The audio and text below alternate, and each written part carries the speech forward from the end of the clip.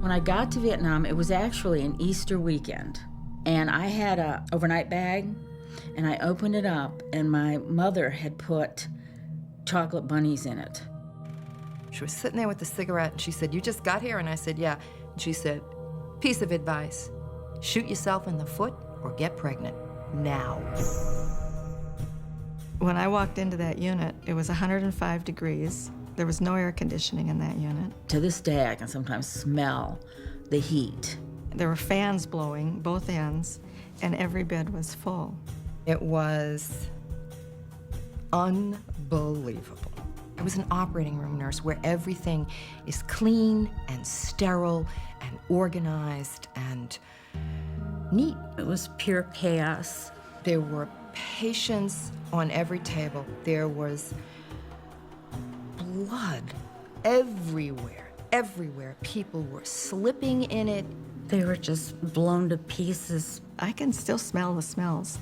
The smell was one thing, the sound is another. The noise of a lot of people yelling, patients yelling, surgeons yelling, corpsmen yelling. Your Lieutenant Aducci, go over to that table. GI on the table. He had a sheet over him, and it was just soaked in blood.